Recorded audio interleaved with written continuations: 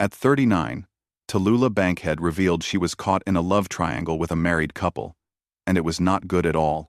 Behind the glitter of champagne parties and Broadway lights, a dangerous game of passion and secrecy played out. For Tallulah, it meant whispers in studio offices, scandal at private dinners, and the risk of losing everything she had worked for. This was not a story of simple gossip. It was a dangerous dance in an era when the wrong rumor could end a career overnight. But how did the boldest woman in Hollywood find herself trapped in such a web of secrets? To understand, we must first return to where her story truly began. Tallulah Bankhead was born in 1,902 inches, Huntsville, Alabama, into a family of privilege and politics. Her father, William Bankhead, would rise to become Speaker of the House, while her mother, Adelaide, died of sepsis just weeks after Tallulah's birth. That loss haunted her childhood, leaving an emptiness that no amount of laughter or applause could ever fill. She was raised largely by relatives in a household where manners were strict, but curiosity was never stifled. The South of her childhood was steeped in tradition: church bells on Sundays, women in lace gloves, and men with polished shoes lingering on porches in the evening heat. Yet even as a girl, Tallulah resisted that order.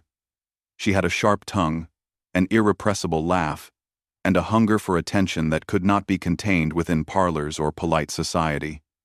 When she was a teenager, her father's political career brought the family to Washington, D.C. There, she experienced a world of marble columns, smoke-filled rooms, and the heady glamour of political power. But it was not politics that captured her imagination. It was the flickering light of silent films and the allure of Broadway. She devoured the magazines of the day, marveling at women with bobbed hair and daring clothes who seemed to live without apology. The cultural climate of her youth was changing fast. The Victorian restraints were giving way to jazz clubs, flappers, and the restless energy of the Roaring Twenties. In smoky parlors, music by Bessie Smith and Louis Armstrong spilled from phonographs, while young women cut their skirts shorter and danced the Charleston. Prohibition only fueled the thrill of rebellion. For Tallulah, this wasn't a passing trend, it was a calling. She longed for the stage lights, the scent of grease paint, and the sound of applause rising from the darkened theater. By the time she was old enough to choose her own path, she knew Alabama would never be enough. With a beauty both unconventional and magnetic, and a voice already thick with the whiskey drawl that would later define her, Tallulah set her sights north. Her destination was clear. If she wanted to transform herself into more than a Southern girl with a famous name, she had to conquer Broadway. Tallulah arrived in New York City like a flame thrown into gasoline. The noise, the lights, the endless rush of carriages and motorcars thrilled her. She studied acting, but it was her sheer force of personality that drew attention. In auditions, she wasn't always polished, yet her laugh filled the room, her wit left men blushing, and her dark, piercing eyes promised danger. By the early 1920s, she was making her name on the New York stage. Critics were divided, some dismissing her as too brash, others enchanted by her daring. What no one could deny was that Tallulah commanded attention. She walked into a theater lobby and all eyes turned. She spoke at a party and the conversation shifted. That kind of magnetism could not be taught. Hollywood came calling soon after. She signed a contract and traveled west, expecting the cameras to love her as much as the stage had. Yet she quickly learned the studio system was its own cage. Directors demanded a softer image, producers pressed her to play ingenues, and she found herself fighting with cameramen who said her Southern drawl would never play in silent films. Still, Tallulah persevered.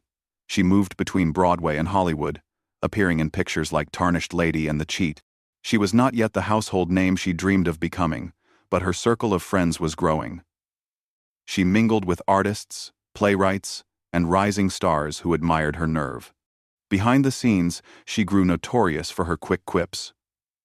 At one dinner, when asked why she never married, she raised her glass and said, "Darling, I'd rather be burned at the stake than bored in bed." By the late 1920s, Tallulah had earned her breakthrough in London theater. Crossing the Atlantic, she stunned British audiences with her fearless style and smoky voice. There she became a star of the West End, dazzling critics and aristocrats alike. Newspapers described her as a tigress in silk, unpredictable and irresistible. When she returned to America in the 1930 seconds, she carried with her the reputation of an international sensation. But fame was never simple. The brighter her star burned, the more she had to craft an image. The studios wanted glamour and mystery. Society wanted charm and refinement.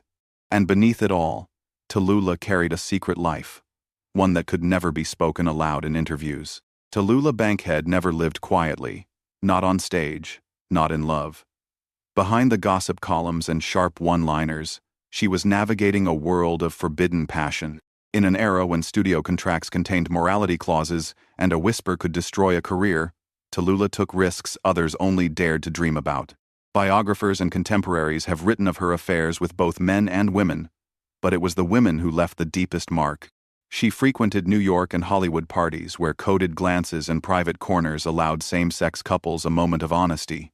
Friends recalled her sweeping into a room, cigarette smoke curling above her head, and settling her eyes on a woman with a look that made intentions clear. One of the most whispered-about chapters in her life was the triangle she formed with a married couple. At 39, she fell deeply into an affair that involved not just one partner, but both husband and wife.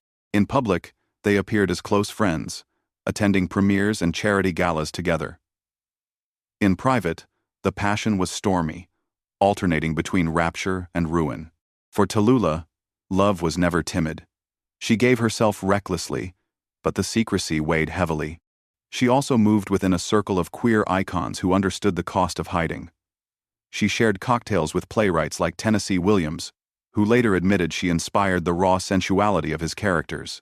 She crossed paths with Greta Garbo, with whispers suggesting nights spent together behind hotel doors. There were rumors of flings with Billie Holiday, of entanglements with stage actresses in dressing rooms still warm with grease paint. Each romance carried the thrill of rebellion, but also the constant fear of exposure. Travel offered some freedom. In London, Paris, and Rome, she found more tolerance, slipping away from Hollywood's rigid eye. In European salons, she could laugh loudly, flirt openly, and be embraced by a world less concerned with image. Yet even there, she remained careful. Photographers lurked, and a single headline could cross oceans. Tallulah lived with both joy and terror. She cherished the intimacy of women who saw her not as a star, but as a soul. Yet she also knew the studios were watching. At any moment, a scandal could erupt, contracts could be shredded, and her career could vanish. The tension between desire and danger would only grow stronger as whispers turned into rumors. By the early 1940 seconds, Tallulah's appetite for risk began to collide with Hollywood's hunger for control. The whispers about her love life grew louder. Studio executives, nervous about gossip columns and box office receipts, pressed her to appear at public events with carefully chosen male escorts. Behind the scenes, they warned her to keep her friendships quiet. Tallulah bristled at the pressure. She was never one to bow easily, yet the consequences were real. When rumors surfaced about her triangle with a married couple, doors began to close. Roles she had been promised were suddenly unavailable. Producers claimed the scripts were delayed, but she understood the truth. Her reputation was becoming a liability. The press, hungry for scandal, circled. Gossip magazines printed coy lines about her wild nights and bohemian friends. Some writers hinted at mannish habits, a coded phrase of the era for same-sex attraction. For a star who thrived on public attention, the scrutiny cut deep. She masked her fear with wit, tossing off outrageous jokes in interviews, but inside she felt the sting of isolation. Professionally, the blows multiplied. Once sought after for leading roles, she began receiving fewer offers. Casting directors whispered that her unpredictability and reputation made her too risky. On Broadway, she still commanded an audience, but Hollywood's confidence was shaken. For a woman who had built her identity on being desired and admired, the shift was devastating. Emotionally, the pressure was heavier still. Friends noted her turning increasingly to alcohol and late-night parties as a shield against loneliness. She was surrounded by admirers, yet confessed privately that she felt profoundly alone. Each new rumor threatened not just her career, but the fragile network of trust that allowed her to love in secret. For Tallulah, the crisis was more than professional. It was existential. She had fought her entire life to live without apology. Yet in the glare of the spotlight, even the boldest woman in Hollywood found herself cornered. The laughter grew louder at parties, but behind it, her heart carried a silence she could not shake. Tallulah refused to vanish quietly. Even as Hollywood cooled, she turned her fire back to the stage, where audiences still adored her. Her performance in The Skin of Our Teeth, and later The Little Foxes, proved she remained magnetic. In the theater, she could be raw, unfiltered, and deeply human, far from the studio gloss that once confined her. She also found new life in radio and television. Her smoky drawl, once criticized by silent-era directors, became her signature. On shows like The Big Show, she hosted with biting humor, teasing guests, and making even the stiffest stars laugh. She was unpredictable, sometimes slurring from drink, sometimes brilliant and sharp, but she was never boring. As she aged, the world around her began to shift. By the 1960s, whispers of same-sex love carried less threat than in her youth, though they still bore stigma. Younger actors admired her audacity, her refusal to be tamed. Some saw her as a pioneer, a woman who had lived openly in her own way long before society softened. Personally, she endured illness and decline. Years of drinking and smoking ravaged her body. Her once boisterous parties grew quieter, filled with fewer friends, though the loyal ones never left her side. She spoke often of her regrets, but more often of her defiance. "I was never ashamed," she told one interviewer. "Never ashamed of what I felt or who I loved." Tallulah's later life was a mixture of solitude and legacy. She spent time reflecting on the cost of her choices, but she never denied them. Her laughter, though weaker, still carried the same mischievous spark. She looked at a changing world and knew she had lived on the front lines of a battle for authenticity. When she passed in 1968, at just 66, the news sent ripples through both Broadway and Hollywood. Some remembered the scandal, but most remembered the brilliance, the fearlessness, the woman who never played small. Her life had been one long performance, but also a testament to the hunger for truth. Tallulah Bankhead's life was a storm, wild and unforgettable. She dared to love where others hid. She risked everything for desire, wit, and freedom, even when the world punished her for it.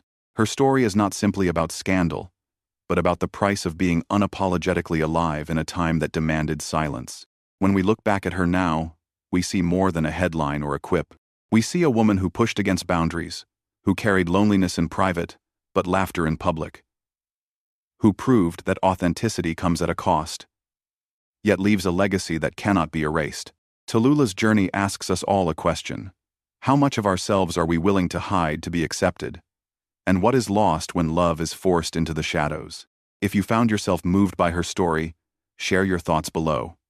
Do you remember a performance of hers that left an impression?